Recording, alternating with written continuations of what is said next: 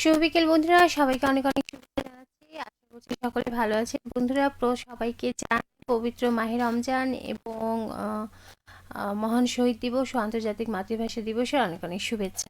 আশা করি বন্ধুরা সবাই ভালো আছেন। আমি কথা বন্ধু তিথি চলে এসেছি আপনাদের পছন্দের আয়োজন বিকেলের ট্রেনের ফেসবুক লাইভ নিয়ে। আর আপনাদের সাথে থাকবো বেশ কিছুক্ষণ, খুব বেশি না, অল্প সময় আপনাদের সাথে থাকবো আমি। আর আজকের বিষয়টি হচ্ছে 21শে ফেব্রুয়ারি নিয়ে। 21শে ফেব্রুয়ারির দেখা যাচ্ছে অল্প সময়েই আপনাদের সাথে থাকবো, কথা হবে। আজকে 21শে ফেব্রুয়ারি মহান শহীদ দিবস এবং আন্তর্জাতিক মাতৃভাষা দিবস।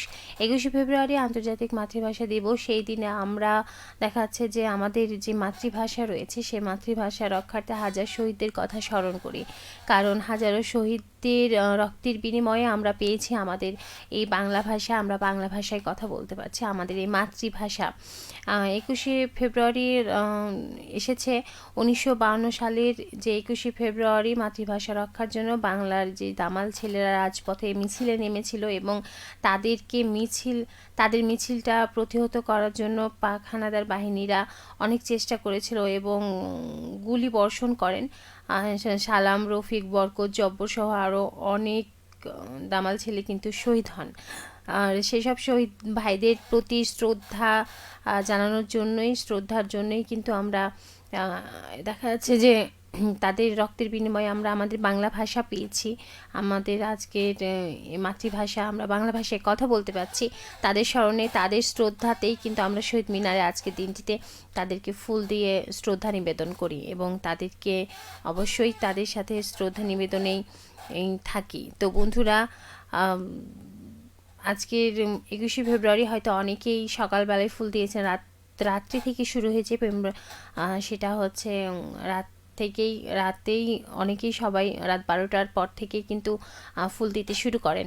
তো কেউ হয়তো রাতেও ফুল দিয়েছেন, কেউ হয়তো অনেকেই সকালে গিয়ে ফুল দিয়েছেন। যেমন আজকে আমাদের চাঁপাইনবাবগঞ্জে অনেক সংগঠন, অনেকেই সবাই আমাদের যেই সরকারি কলেজে শহীদ মিনার আছেন সেখানে কিন্তু ফুল দিয়ে প্রত্যেকটা শহীদ ভাইদের শ্রদ্ধা নিবেদন করেছেন ফুলের মাধ্যমে।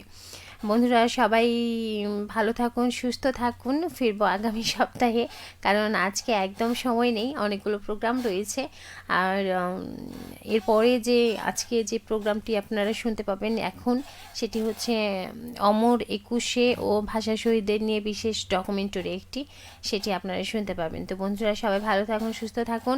আবারও ফিরবো আগামী সপ্তাহে অন্য কোনো একটা বিষয় নিয়ে। সে পর্যন্ত ভালো থাকুন, সুস্থ থাকুন। আজকের মতো বিদায় নিচ্ছি। আল্লাহ হাফেজ।